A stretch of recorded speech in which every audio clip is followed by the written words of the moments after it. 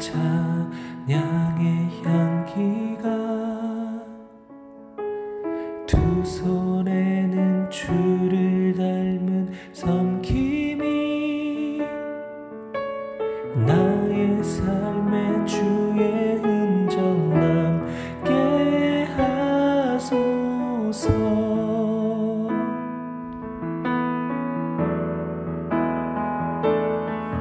하나님의 사랑이 영원히 함께하리. 십자가의 길을 걷는 자에게 순교자의 삶을 사는 이에게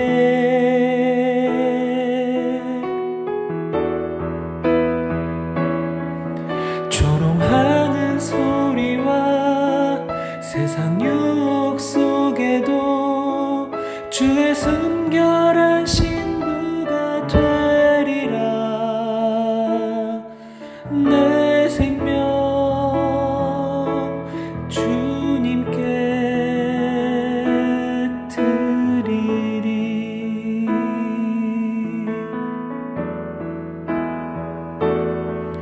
하나님의 사랑이 영원히 함께하리. 십자가의 길을 걷는 자에게 순교자의 삶을 사는 이에게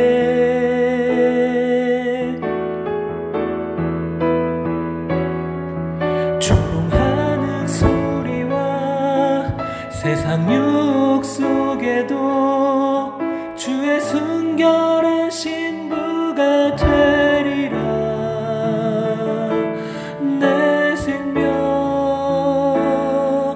주님께 드리리.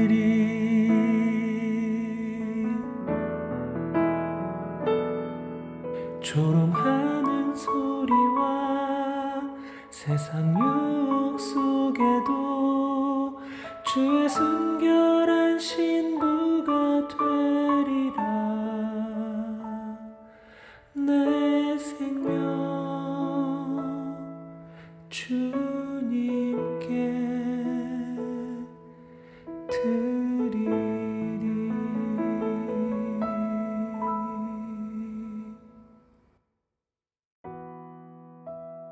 하나님 감사합니다. 귀한 새날을 주시고 주님 사모하는 마음으로 나와서 예배하며 기도하며 주님의 순전한 신부 되기를 원하는 마음으로 엎드리는 그런 기도의 자리로 초대하시니 감사합니다. 성령께서 우리 마음을 만져주시고 힘을 더하셔서 분별할 때에 분별하고 외쳐야 할 때에 외치고 기도해야 할 때에 기도하고 누군가를 만나 예수님의 사랑을 전해야 할 때 전할 수 있는 거룩한 담력과 지혜와 분별을 주시기를 간절히 원합니다. 또 하나님 드려야 할 때 드릴 줄 알며 또 거둬야 할 때 거둘 줄 알며 또 엎드려야 할 때 엎드릴 줄 알고 또 성전이 건축되어야 하는 이 시점에 우리의 마음을 모아서 하나님 앞에 삶을 드리며 마음을 드리며 간구하며 엎드리는 우리의 모든 헌신들이 일어나서 하나님 그 신앙의 여정 중에 하나님 앞에 반응하며 참 그 시간에 맞는 삶으로 드리는 분별 또한 우리 가운데 있기를 원합니다. 우리 청년의 때에 우리 사랑하시는 자녀들 그 젊음 그 중요한 소중한 때에 그저 내 뜻대로만 사는 인생 되지는 않게 하여 주시고 하나님 앞에 분별하며 다니엘처럼 디모데처럼 그 젊은 날을 들여서 하나님을 영화롭게 드리는 청년들이 일어나게 하여 주시기를 원합니다. 참 어렵고도 그러나 소중한 기도이오니 우리 사랑하시는 후대들에게 찾아가셔서 그 귀한 아름다운 청년의 때 청춘의 때에 하나님을 영화롭게 드리는 예배자들이 다 되게 하여 주시기를 원합니다. 또 장년들도 마찬가지죠. 사실 우리가 바로 지금 이 시간이 또 청년의 때며 청춘의 때인 것을 고백합니다. 젊고 힘이 있어서 주의 일을 감당할 수 있을 지금 또한 우리가 분별하며 촌음을 아끼며 하나님 앞에 헌신하는 저희들 다 될 수 있도록 주님께서 역사하여 주옵소서. 오늘 우리가 또한 그런 말씀을 받을 때에 은혜를 얻게 하시고 지혜를 얻는 저희들 모두가 되며 분별하게 하여 주옵소서. 예수님의 이름으로 감사하며 기도하옵나이다. 아멘. 자, 오늘 같이 암송하실 말씀은 마태복음 12장 33절의 말씀입니다. 나무도 좋고 열매도 좋다 하든지 나무도 좋지 않고 열매도 좋지 않다 하든지 하라. 그 열매로 나무를 아느니라. 마태복음 12장 33절 말씀. 아멘. 자, 오늘 말씀을 가지고 우리가 이틀에 걸쳐서 받으려고 하는데요. 사도행전 20장 13절에서 24절까지의 말씀 우리 같이 한번 읽도록 하겠습니다. 한 절씩 교독하시죠.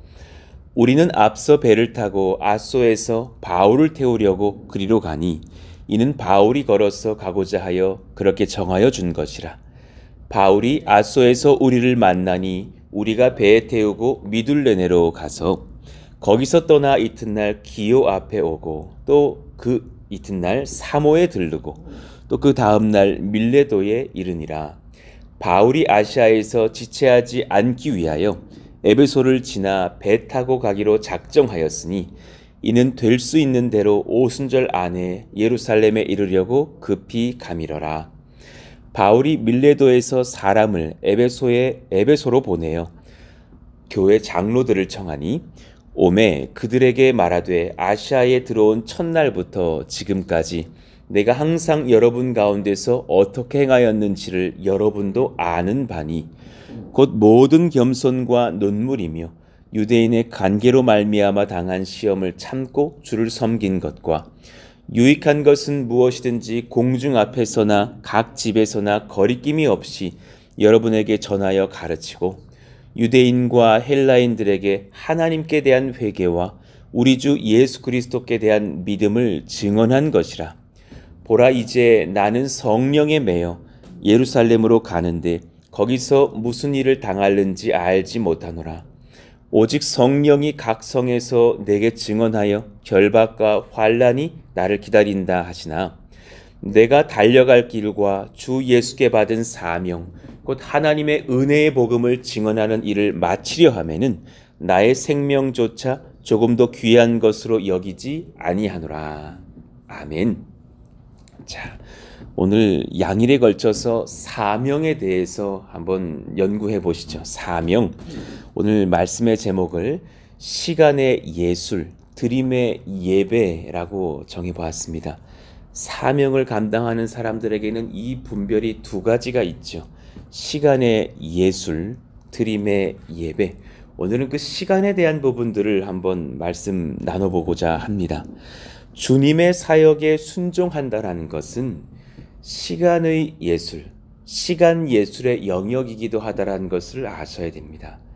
소위 제가 고등부 청소년, 청년들 목회를 할 때부터 많은 동역자분들께 이 말씀을 참 많이 드렸습니다.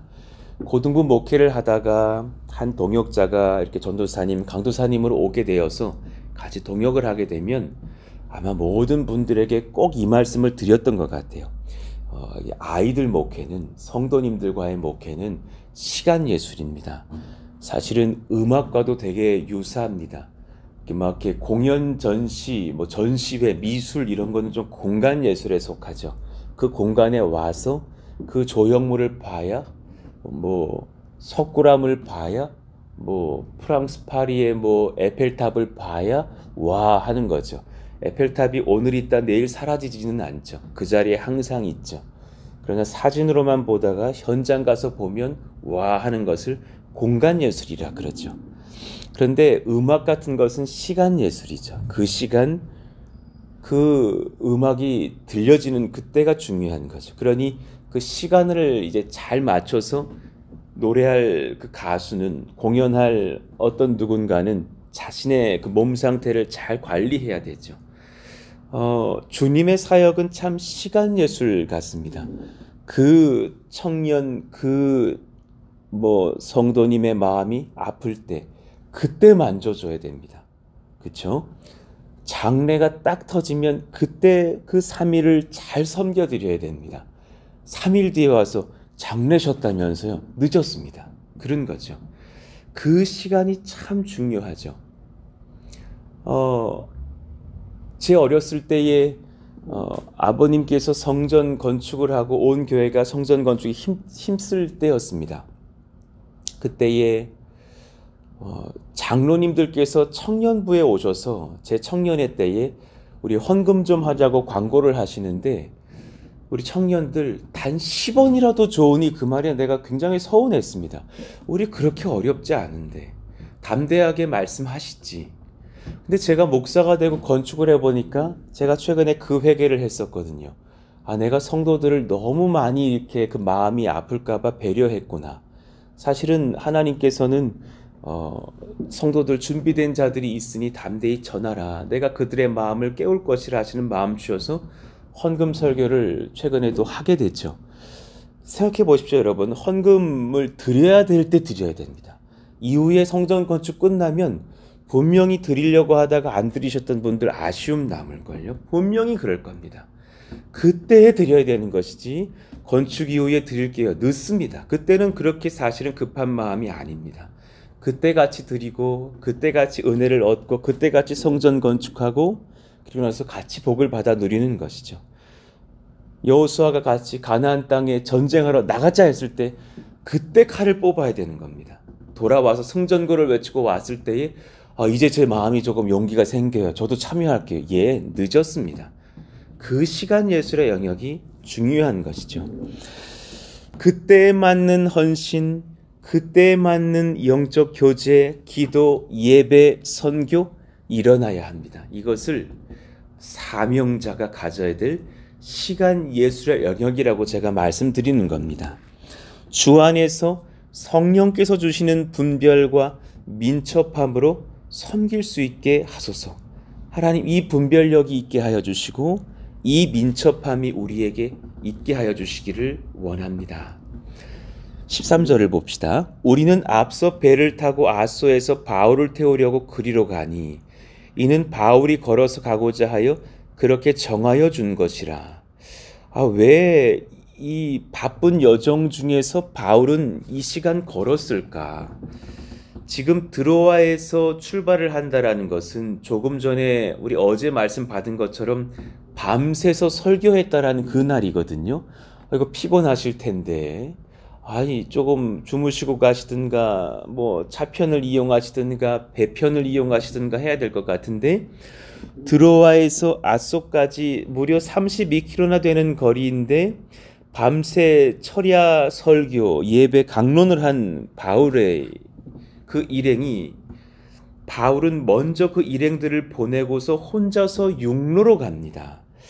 무슨 일인지는 성경은 기록하지 않습니다. 그러나 분명히 하나님께서 바울에게 명하신 어떤 것이 있었지 않았을까? 혹은 기도라도 혼자 하면서 가는 여정이지 않았을까? 일전에 배를 타고 이동하려고 하였을 때에 자신을 죽이려는 유대인들의 수작이 있었음을 들었기에 용료를 택하는 것일 수도 있겠죠. 그러나 혹은 묵상하는 시간을 가지면서 이동하면서 성령이 주시는 내 다음 단계의 그 소명에 대하여서 지혜롭게 한 걸음씩 다음 지역으로 가면서 기도하였을 바울의 행적도 보게 됩니다. 정답은 주님과 바울만이 알겠죠. 바쁜 사역의 일정, 자신을 해하려는 자들의 위협, 또 곧 로마로 가게 될 것이라는 성령의 지시, 이 많은 것들을 감당하면서 심적인 어떤 영적 부담이 분명히 있을 시간입니다. 굉장히 고독한 시간이기도 했을 겁니다. 그때에 아마도 홀로 가는 그런 길을 걸으면서 주님께 묻고 대답하면서 지혜를 얻는 기도의 자리가 또 있지 않았을까, 이런 묵상도 해봅니다. 혹은 가다가 누군가를 만나는 여정도 있을지도 모르죠. 자, 그렇게 그는 32km를 걸어가서 또한 아소에서 선교 동역자들을 만나게 됩니다. 14절, 바울이 아소에서 우리를 만나니, 여기서 이제 우리라고 할 때는 항상 누가가 있다라는 것을 염두하시면 됩니다. 우리가 배에 태우고 미둘레네로 가서 바울은 아소에서 일행을 만나 승선합니다. 그리고 그 배는 아소로부터 70km 정도 떨어진 레스보섬의 수도 미둘레네로 향합니다. 그러니 그 지도를 이렇게 보시면 아소에서 드로아에서 아소까지 걸어 내려왔고 또 미둘레네로 이후에 기오라는 섬으로 또 사모라는 섬으로 그리고 밀레도까지 그렇게 내려가는 여정을 경험하는 것이죠. 자, 15절이 그렇게 증거합니다. 거기서가 미둘레네입니다. 미둘레네에서 떠나 이튿날 기오 앞에 오고 그 이튿날 사모에 들르고 또 그 다음날 밀레도에 이르니라. 수일간 배를 타면서 밀레도까지 내려왔을 바울과 선교 일행을 우리는 생각할 수 있죠. 자, 16절을 봅시다. 바울이 아시아에서 지체하지 않기 위하여 또 이때부터 시간을 내는 거예요. 아니 그럴 거면 진작에 배를 타고 내려오시지 왜 걸어왔다가 또 급히 배를 타면서 시간을 아끼실까? 분명히 어떤 성령의 지시는 있었을 것으로 여겨집니다. 에베소를 지나 배 타고 가기로 작정하였으니 이는 될 수 있는 대로 오순절 안에 예루살렘에 이르려고 급히 가미러라. 에베소라는 땅 얼마나 들르고 싶었을까요? 본인이 목회했고 또 수많은 성도들이 세워지고 환란도 많이 당했을 그 땅이지만 그 땅은 지나쳐 갑니다. 왜냐하면 오순절 안에 예루살렘에 도착하기 위해서였습니다. 에베소에 지체할 시간이 없었기 때문입니다. 이전에 바울은 유대인들의 음모 때문에 가장 중요한 절기인 6월절에 예루살렘으로 가는 그런 여정을 포기한 적이 있었죠. 그러나 이번에는 가능하다면 꼭 그 기간 안에 하나님의 땅 예루살렘에 내가 도착하기를 원한다. 그 이유가 몇 가지가 있는 거예요. 자, 첫 번째, 마게도냐와 아가야 지방의 교회가 예루살렘 성도들을 돕기 위해서 모금했던 그 연보, 그 구제 헌금을 전해주고자 하는 그 마음이 있었기 때문에 시급히 그 헌금 연보를 전해주고자 했던 거죠. 그 단순한 구제만의 의미가 아니죠. 이방 교회와 유대인 교회가 이제 하나 되었다라는 사인, 그리고 유대인들이 세웠던 예루살렘 교회가 물론 성령이 세우셨지만 또한 파송하면서 흩어지면서 박해받으면서 세워갔던 이방인 교회가 이제 장성하여지고 든든히 서가서 그들이 헌금할 만한 믿음이 되어서 그 믿음의 연보가 모여서 다시금 본교회, 정말 개척의 초대교회인 예루살렘 교회 성도들에게 그렇게 또 전해준다. 이거 굉장히 영적인 의미와 은혜가 클 것이죠. 그런 숭고한 메시지를 내포한 것이죠. 두 번째, 분명히 오순절을 지키려고 도처에서 많은 사람들이 모이고 또 힘겨워하고 있을 예루살렘 성도들에게 복음을 전파하고 말씀을 증거하며 그들을 권면하고 세울 수 있는 아주 좋은 기회를 놓치고 싶지 않아 했을 것입니다. 그리고 그동안 이방 땅에서 그리스도의 복음이 어떻게 전파되었는지를 그 본 교회인 예루살렘 교회에게 또 보고하면서 또 은혜를 나누고 격려하고 또 든든하게 그 성도들의 마음을 또 선교적 마인드로 바꾸게 하기 위해서지 않았을까. 그러니 그때에 맞춰서 하나님의 지혜를 따라서 분별하며 이동하는 바울팀의 여정을 보게 됩니다. 하나님 이 분별력과 이 시간 예술적인 지혜가 저희들에게 항상 있게 하여 주십시오. 기도하게 됩니다. 주께서 우리에게 이런 분별과 이런 민첩함 주시기를 우리 같이 기도합시다. 첫 번째, 사람을 섬길 때요. 우리 사랑하시는 권속들이 사람을 섬길 때에 그를 도와야 할 때를 잘 분별하고 민첩하게 섬기게 하소서. 특히나 제가 이렇게 묵상해보고 볼 때에 가정 안에 어려운 일이 있을 때 그때가 참 교회는 돕기 좋은 때라는 것을 깨달아요. 그리고 그때 예수 믿게 하기가 참 좋다. 그런 때를 놓치지 않게 하여 주십시오. 정말 이렇게 가끔 이렇게 정말 중요한 그때를 우리가 다 소홀히 했다가 그 성도의 마음이 어려워지는 경우를 볼 때가 있습니다. 하나님, 그런 우리가 실수하지 않도록 도와주십시오. 정말 악의가 있었던 것도 아니거든요.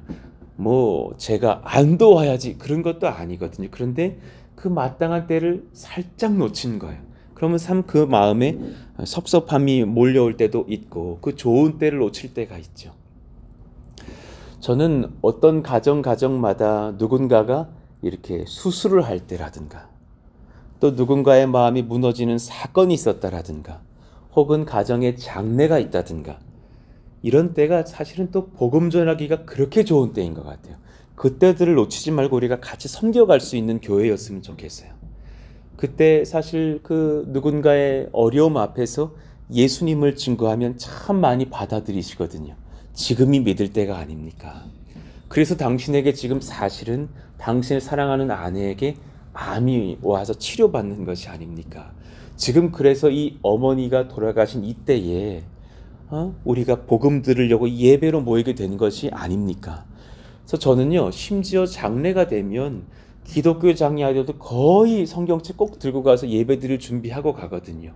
무시로 때를 보는 거예요. 그래서 잠깐만 모이시자.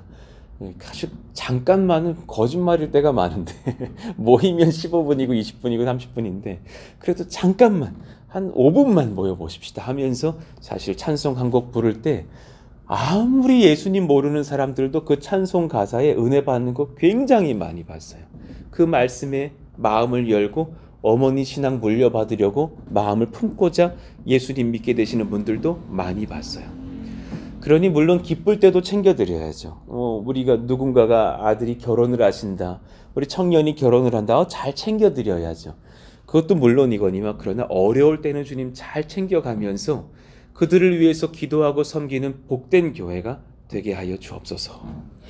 두 번째, 교회가 귀한 일을 맡아 감당할 때 우리가 각자가 어떤 직책을 맡았을 때에 그때 내가 섬겨야 될 그때는 참 분별하셔야 되는 거예요.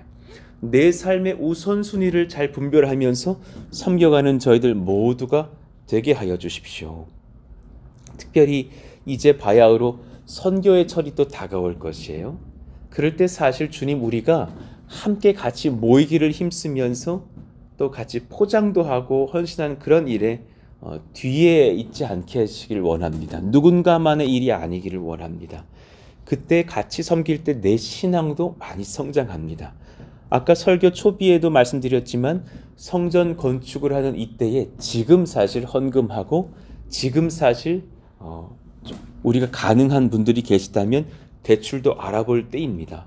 지금 당장이 막힐 때도 있죠. 그러나 10월에 열어주실지 11월에 열어주실지 모릅니다. 항상 그때 하나님 앞에 민감해 보십시오. 작은 것이라도 하나님께서 말씀하시면 이해하고 드릴 때 사실은 그 가정이 이 은혜를 받을 복이 힘이 큽니다. 그때를 놓치지 마시고 은혜 얻기를 원합니다. 그 가나안 땅 정복기를 보십시다. 큰 전쟁이죠. 내 남편 칼 들고 나갈 때 못 따라올지도 모르는 위험이 있고 칼에 맞으면 어떡하지?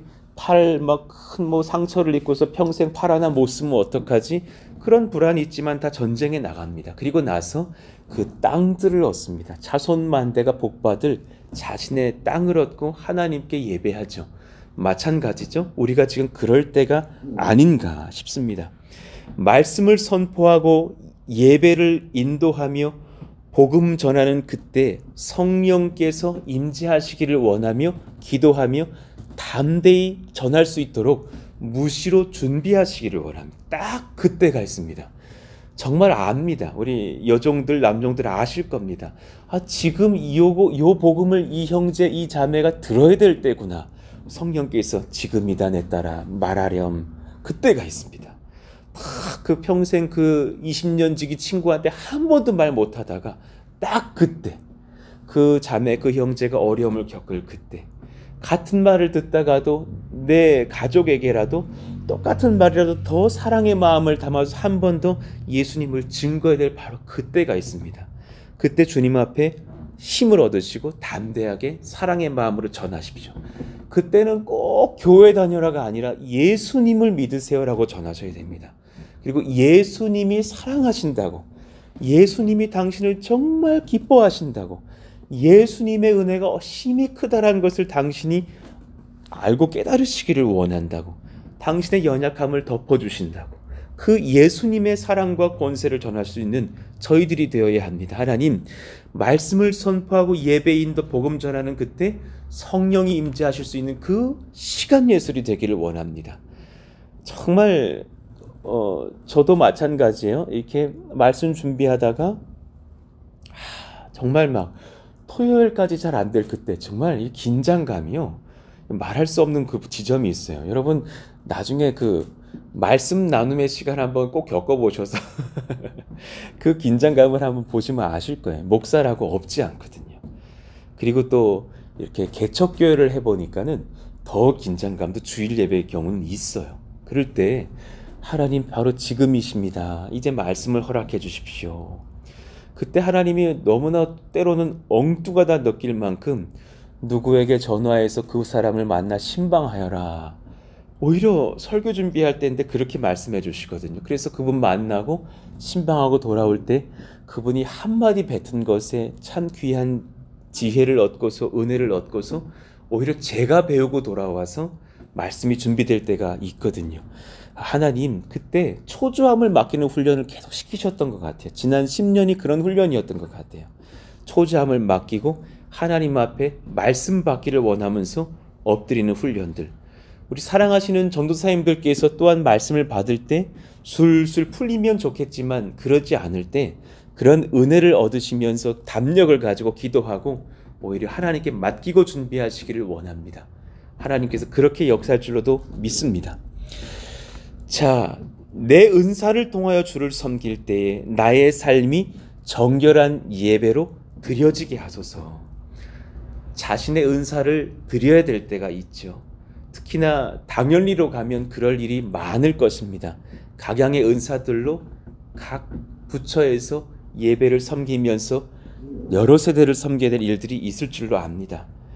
그럴 때에 주저하지 마시고 그때 나의 삶들을 은사로서 드리십시오. 이제 추석 연휴가 마쳐지면 또 추석 연휴 주의를 끼면서 광고가 들어갈 텐데 어제도 말씀드린 대로 선교팀을 이렇게 좀 모으려고 한다 할 때에 장년들도 청년들도 같이 연합하고자 하는 마음이 있어요. 그럴 때 같이 마음을 여셔서 내가 섬길 수 있을까? 어제 제가 농으로 그랬거든요. 청년 중에 이 선교팀에 빠질 수 없는 청년이 하나 있다. 진선교 형제라고. 그분은 꼭 들어와야 될 것이 아니냐. 또 참 이름도 선교신데 바로 이때가 아닌가 이런 생각도 드는 우리가 웃으면서 저도 사실은 기도하게 되는 그런 청년 중에 하나인데 이 말씀을 듣는 선교 형제가 부담 느끼지는 않으셨으면 좋겠고 그럴 만큼 여러분들을 놓고서 저도 기도하고 있다라는 말씀이고요. 그런데 그럴 때에 사실 나의 삶을 드림이 얼마나 복되는지 제가 최근에 이런 걸 느껴요. 청년들께서 말씀 나눔을 하면서 최근에 사실 많은 분들께 헌신해 주셔요. 요즘 이제 여러분 청년들의 말씀 나눔의 시간들은 지금 줄 서셔야 돼요. 4주 지금 풀로 차 있어요. 내가 하겠다, 제가 하겠다. 그래서 지금 이제 손 들어봐야 5주 뒤입니다.